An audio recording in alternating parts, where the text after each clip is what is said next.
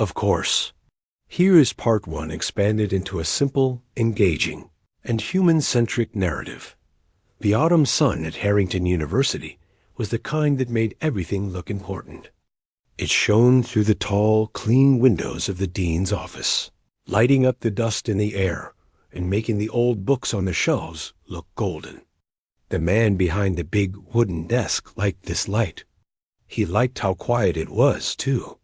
The only sounds were the slow tick-tock of a clock on the wall and the soft scratch of his pen as he signed another paper.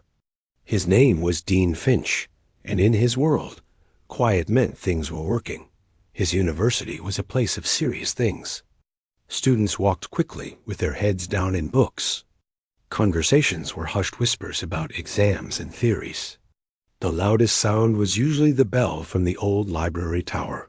For Dean Finch, this was not just peace. It was the proof of his life's work. Every rule was a brick in a beautiful, silent wall of learning. Then the music came down. It didn't crash in. It slipped through the cracks first. Dean Finch was reading a report about garden maintenance when he noticed his foot was tapping. He stopped it.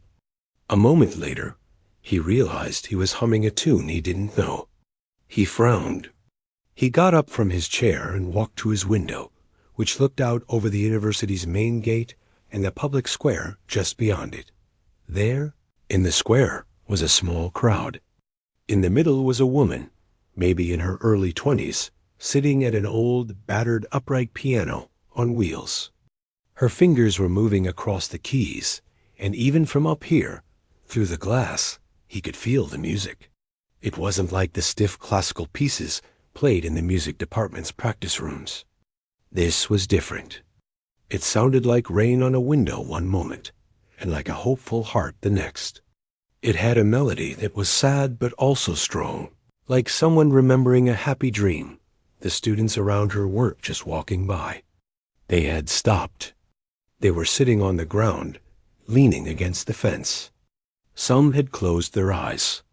One young man had his head in his hands, and Dean Finch could see his shoulders rise and fall with a deep breath.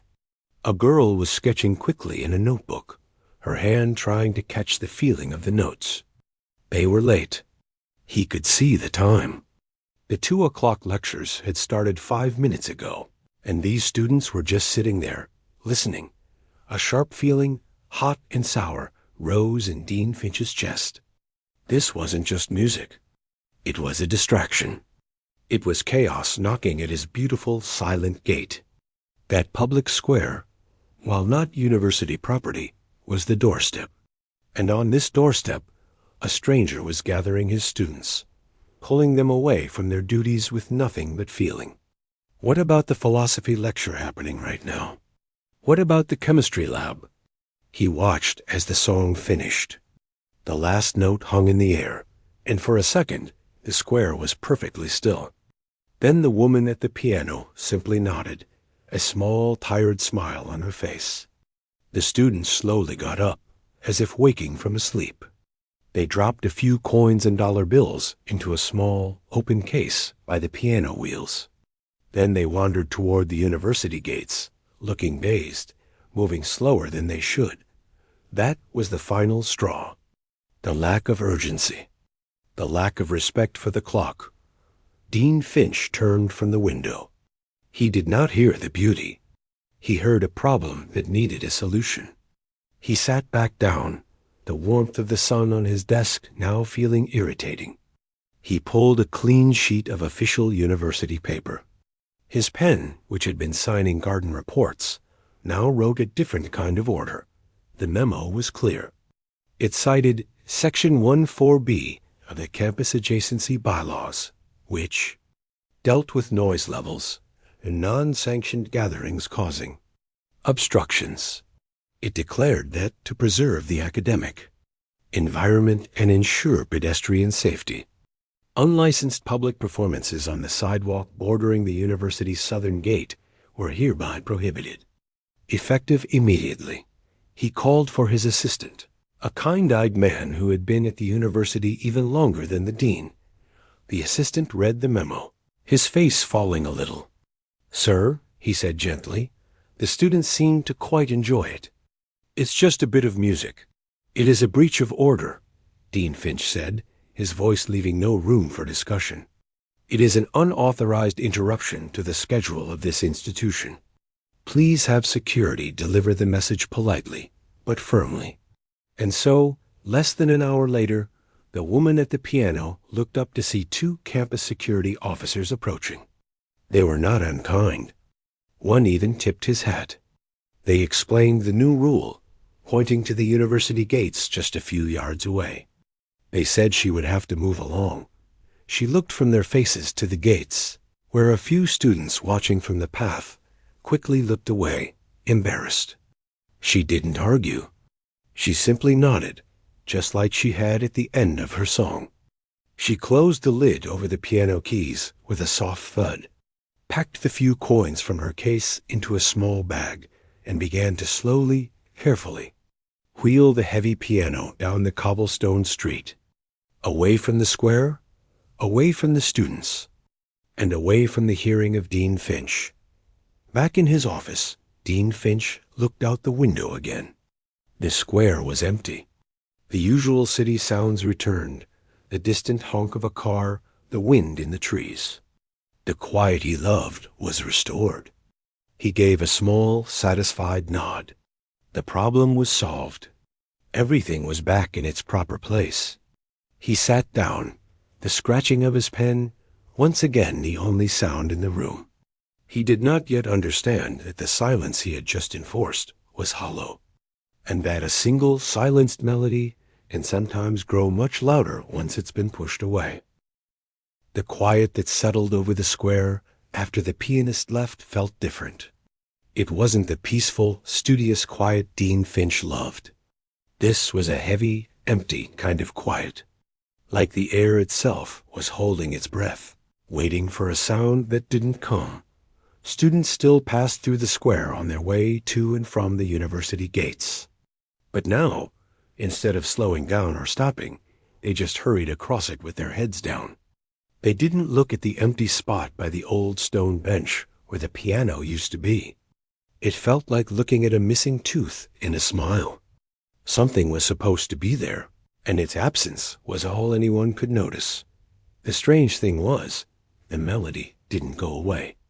It stuck. It got into people's heads. A first-year student, trying to concentrate on a thick textbook in the library, found herself tapping the rhythm of that song with her pencil on the table. A young man working the late shift in the cafeteria realized he was washing dishes in time with the tune's gentle, rolling bass line. They didn't even know the name of it. They just knew it had made them feel something real. For just a few minutes, in the middle of their stressful, scheduled days, 2 days after the pianist was asked to leave, Dean Finch was walking across the main courtyard. He was feeling quite pleased. The grounds were orderly. The students were moving with purpose. His solution had worked. As he passed a bench, a small flash of white caught his eye. It was a piece of paper, neatly placed on the wooden slats. He picked it up. It wasn't university letterhead. It was just a normal sheet, and on it, someone had painstakingly drawn the lines and dots of sheet music. At the top, in careful handwriting, were 3 words: "The Unheard Echo." His brow furrowed. He didn't read music. The symbols were just shapes to him. But the title felt like a whisper aimed right at him. He crumpled the paper and dropped it into a nearby trash can. A silly prank. Students were always putting up posters for lost items or club meetings. This was just more clutter, but it wasn't just one paper. The next morning, when he arrived at his office, a single piece of paper was slipped under his door.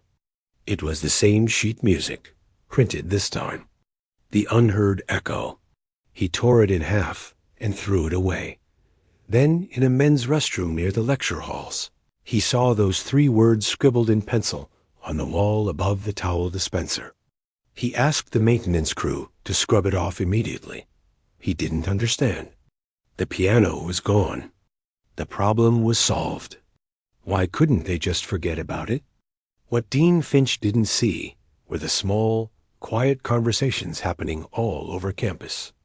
In the back of lecture halls, students passed notes, not about class, but about the song. Do you remember the bridge part? One note read, I think it went like this. And there would be a wobbly, hand-drawn musical phrase. A group of friends sat on the grass. One of them, a shy girl who played the flute in the university orchestra, hummed a few bars she remembered. It's so beautiful, she said softly. It's a shame we'll never hear it again. Why can't we? Another friend asked. He was a practical young man, a computer science major. I mean, he banned the piano from the square. He didn't ban the song. The flutist looked at him, confused. What do you mean? The computer science student just smiled. You'll see. The most important conversation happened in the practice rooms of the music department, deep in the basement of an old building. The air there always smelled like dust and old wood. A young man who played the cello, a serious student with kind eyes, had been there for hours. He was trying to recreate the song from memory. He played a note, shook his head, played another. He had been in the square that first day. The song had hit him right in the chest, and he couldn't let it go. Another student, who played the violin, heard him through the thin wall. She knocked on his door and came in. You're trying to figure out the unheard echo too, aren't you? She said. He nodded, frustrated. It's like trying to catch smoke. I can remember how it felt, but the notes are blurry. They sat together, humming and trying out phrases. Soon, a third student, a pianist, joined them. They pooled their memories, each one remembering a different fragment. The cellist remembered the deep, sorrowful opening. The violinist remembered a high, hopeful run in the middle. The pianist worked to connect them with chords. Piece by piece, like assembling a puzzle without the picture on the box, they began to rebuild the song. They wrote it down. It wasn't perfect. They were sure they were missing things. But the heart of it, the feeling of it, was there on the page. They made copies. They didn't make a big announcement. They just started leaving the sheet music in places. On a music stand in a practice room. On the chair of a fellow student known to play the saxophone. On the bench of the chapel organ. They weren't trying to start a war with the dean. That wasn't the point at all. It was simpler than that. They just missed something beautiful. They felt its loss. And when something beautiful is lost, people try to find it again, however they can. They wanted to hear the echo, because the original sound had been taken away. Dean Finch, sitting in his quiet office, felt a new kind of disturbance. It wasn't a sound he could hear with his ears. It was a feeling in the air of the campus. A feeling of a secret being shared just out of his sight. A feeling that the silence he had won was full of whispers he couldn't quite make out. The problem, he was starting to realize with a slow, cold dread, had not been solved. It had just changed shape. The rebellion, if you could even call it that, didn't start with a shout. It started with a single lonely note. It was a Thursday evening, just as the sun was dipping behind the science building. The campus was in that quiet lull between afternoon classes and evening activities. Dean Finch was locking up his office for the day when he heard it. A clear, pure note from a piano. It hung in the still air for a second, and then it was gone. He paused, his key in the lock. It came from the direction of the student dormitories. Probably just someone practicing, he thought. He dismissed it and walked home. The next morning, something else happened. A student was crossing the grassy quad, carrying a violin case. She stopped in the middle of the path, opened her case, tucked the violin under her chin, and played a short, sweet phrase of music. Just 5 seconds. Then she put the instrument away, snapped the case shut, and kept walking as if nothing had happened. A few students sitting nearby looked up from their books and smiled. One of them gave a small, knowing nod. Dean Finch saw this from his window. He frowned. It was odd, but it was just a few seconds. Not a performance. Just a snippet. He tried to ignore the little pinch of familiarity he felt with those notes. He couldn't ignore what happened next. On Monday, in the main courtyard, a tall young man with a guitar sat on the edge of the central fountain. He strummed a distinct chord progression, a warm, yearning sequence, then immediately stood up and walked off, slinging his guitar onto his back. It was over before anyone could even think to complain. Then, in the history building, a flute melody trickled out of an open classroom window for perhaps 7 seconds. In the library stairwell, someone hummed a specific line as they passed another student, who then hummed the next line back. Piece by piece, note by note, the song was returning to campus. But it wasn't coming from one place or one person. It was like a ghost, appearing in one spot and then vanishing, only to pop up somewhere else moments later. The students called it the echo game. The rules were simple. You play or sing a fragment of the unheard echo, but you keep it brief. Just a flash. Just a hint. You never played the whole thing. That was the point. The song existed in the spaces between their shared moments. The practical computer science student had set up a simple, private online group. It was just a schedule, really. A grid of times and locations. Someone would sign up for Wednesday, 3:15 p.m., balcony of the Fine Arts Building. Trumpet. Another would put their name for Thursday. Noon, bench near the old oak tree. Whistle.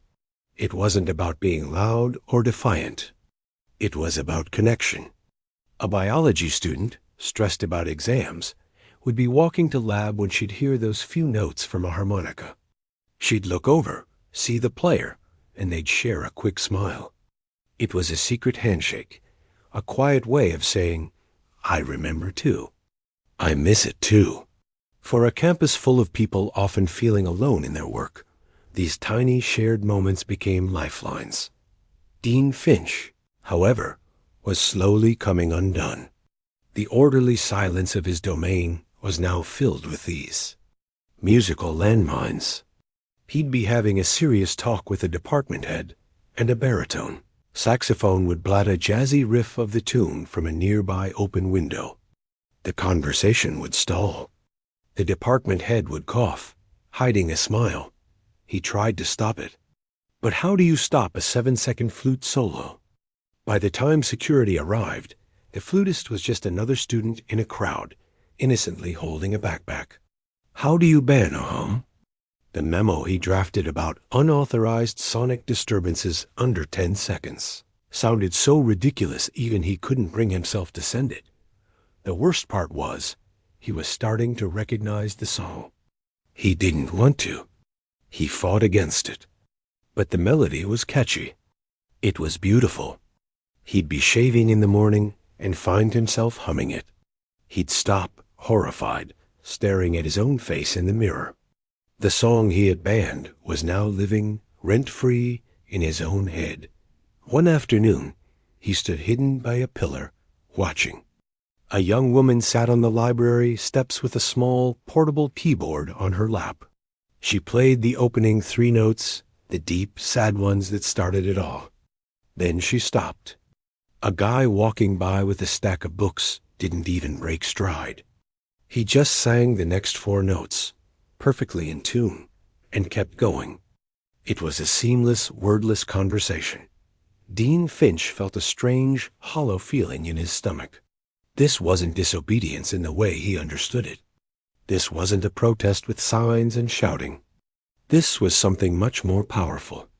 It was a shared feeling that was moving through the student body like a heartbeat.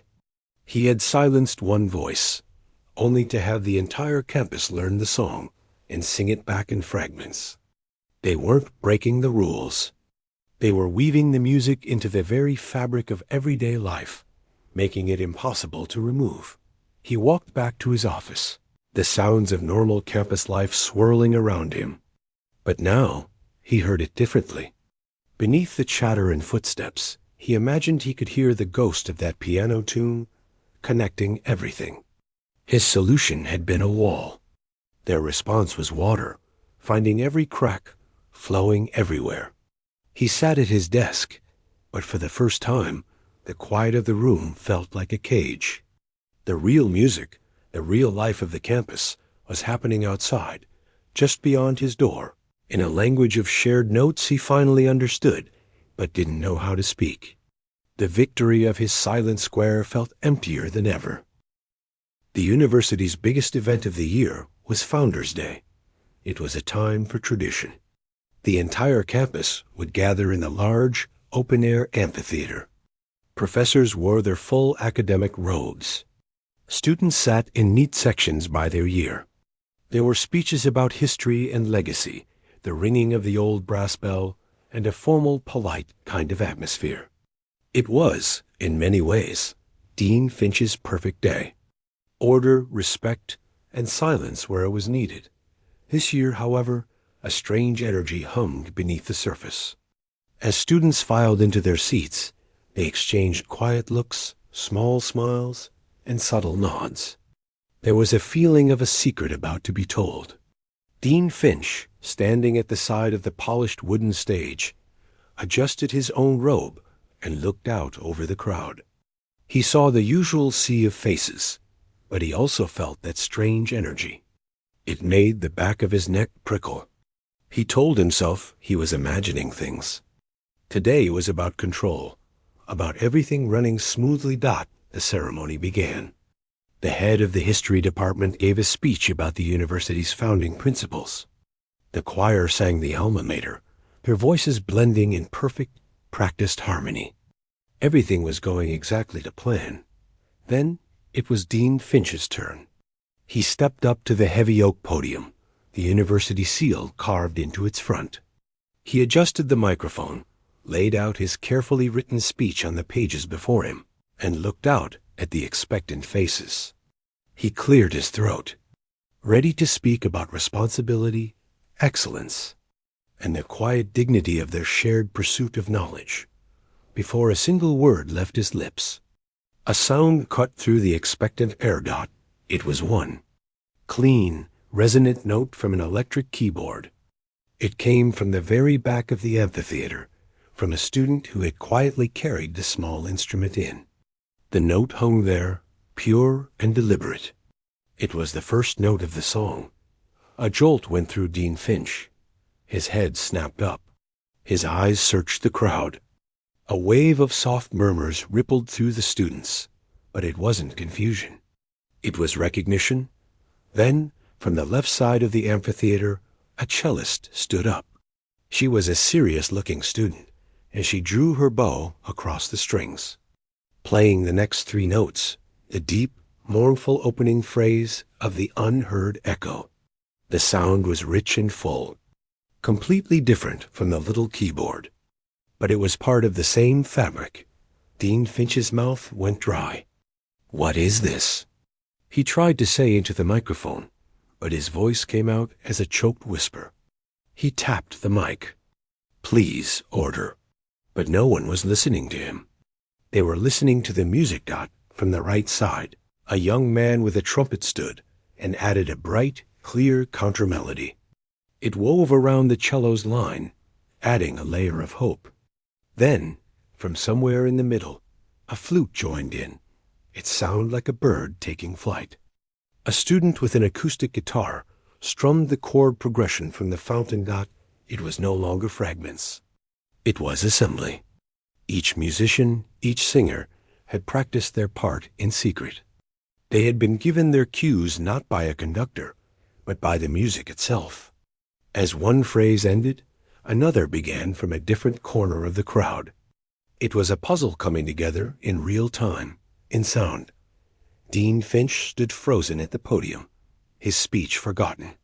He watched, stunned, as his entire student body, not just the music students, but everyone became one instrument. A group of biology students began to sing the main melody, their voices soft but steady. A row of engineering students hummed the bass line. The shy flutist from the grass stood and played her solo with her eyes closed, pouring all the feeling she had into it. The music swelled. It wasn't loud or angry. It was breathtakingly beautiful. It was full of longing and memory, and a shared love for something simple that had been taken away. It filled the amphitheater, spilling out over the old stone walls. It was the complete, unheard echo, heard by everyone at last. Dean Finch's gaze swept over the faces. He didn't see rebellion. He saw concentration. He saw eyes glistening with tears. He saw students holding hands. He saw professors in their robes, nodding slowly, some even mouthing the melody. He saw the head of the music department, a stern woman, openly weeping, a proud smile on her face not in that moment. Behind his podium of authority, Dean Finch felt utterly, completely alone. The wall he had built between himself and the students was laid bare. They were over there, connected by this beautiful, painful, unifying sound. And he was over here, isolated in a silence of his own making. The song reached its climax, a soaring convergence of all the instruments and voices, and then began its gentle descent. It wound down, instrument by instrument, voice by voice, until finally it was back to the lone cellist. She played the last fading note, and as it vibrated into nothing, a profound and total silence fell dot. It was a different silence than any Dean Finch had ever known. It was a silence full of meaning, a silence that echoed. Thousands of eyes were now fixed on him. The weight of their gaze was heavier than any speech. He looked down at his prepared words about rules and order. They seemed so small now, so lifeless. The real speech had just been delivered, not with words, but with a feeling they had all built together. His hands, slightly trembling, moved. He didn't pick up his pages. Instead, he slowly, carefully, folded the microphone down, tucking it against the podium, switching it off. The small click echoed in the quiet. He stepped out from behind the podium, away from the shield of his position. He walked to the very front of the stage, looking at them all, his face pale, but his eyes open. He swallowed, trying to find his voice in this new kind of quiet. He opened his mouth, and what came out was not the voice of a dean giving a decree. It was just the voice of a man who had finally heard what everyone else had been trying to tell him.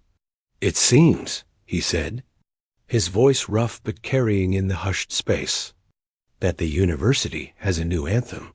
He didn't say anything else. He just stood there, accepting the silence they offered, listening to the echo of the song that had finally, completely, filled his campus and broken down his walls. The ceremony was over, but something else had just begun. For a long moment after the dean spoke, nobody moved. The silence held, but it was a soft silence now, not a heavy one. It was the quiet after a storm has passed, when the air feels clean and new. Then, from the middle of the crowd, one student began to clap. It wasn't a loud, cheer-like clap. It was slow, thoughtful, like a single drop of water. Then another student joined, and another. Soon, the entire amphitheater was filled with the sound of steady, warm applause. It wasn't for a performance. It felt like an understanding. An agreement. Dean Finch stood on the stage, letting the sound wash over him. He didn't bow or smile. He just nodded, a deep, slow nod that seemed to carry the weight of everything he just understood. Then he turned and walked off the stage, his academic robe flowing behind him. The usual formal ending to Founders' Day was forgotten. Everyone just slowly got up and began to drift away, talking in hushed, amazed voices, the shared melody still humming in the air between them. The next morning, a new notice appeared on the university's official board.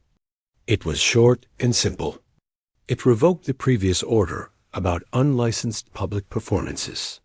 At the bottom, it was signed by Dean Finch. There were no explanations, no apologies. The action itself was the message, but that was just the first, smallest thing. A week later, a work crew arrived in the public square just beyond the gates.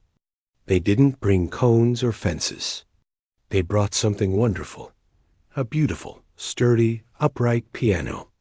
It was painted a bright, cheerful blue.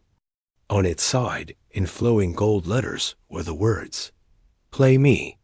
They bolted it securely to the ground, right in the spot where the old wheeled piano had once been. They added a small, clear roof to protect it from the rain. That same afternoon, the young woman returned. She had heard the rumors, of course. The whole city had. She walked slowly toward the square, her steps hesitant. When she saw the blue piano, her hand flew to her mouth. She stood for a full minute, just looking. Then she sat down on the bench.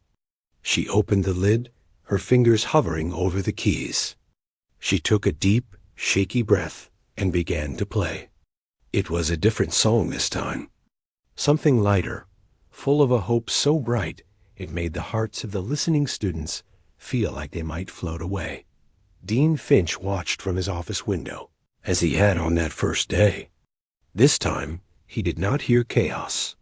He heard community.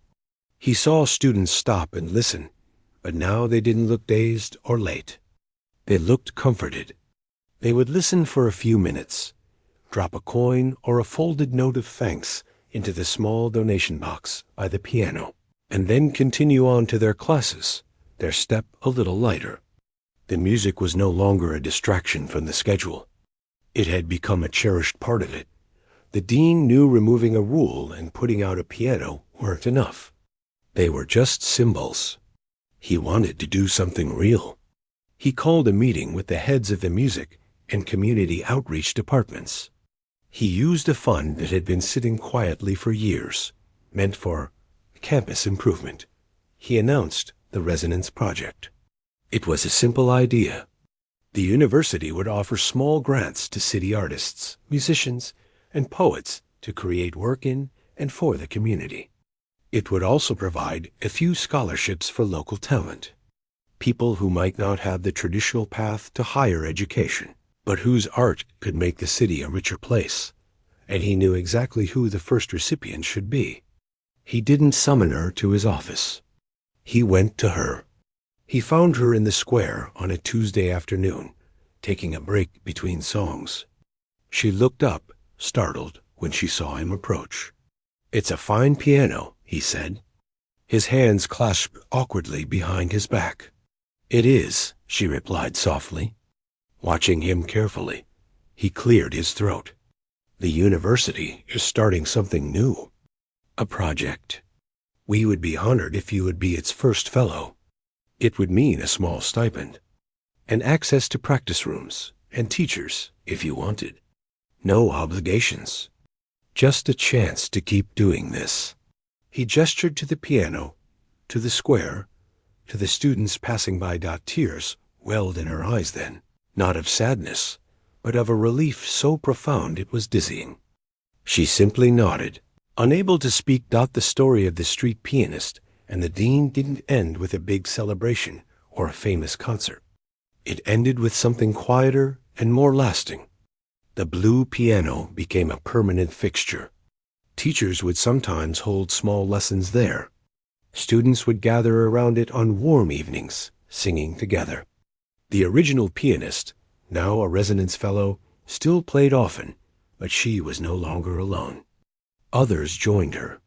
The square became known as a place where you could always find a moment of beauty. Dean Finch's office was still quiet. He still valued order. But now, he often kept his window open a crack. The sounds that floated in weren't just city noise. They were snippets of conversation, laughter, and often the distant, joyful notes of the blue piano. He found he worked better with that soundtrack. The song that had echoed through the campus, the unheard echo, was played less often now. It didn't need to be a secret code anymore. Its job was done. But sometimes, on a very quiet evening, you might hear a few bars of it drift from an open dorm window, or be softly whistled by a student walking home. It was no longer a protest. It was a memory. A reminder of the time they learned that a single silenced voice could be answered by a chorus, and that sometimes the strictest rules are there to teach us what is truly worth listening for. The university hadn't just gained an anthem. It had found its heart again, one note at a time.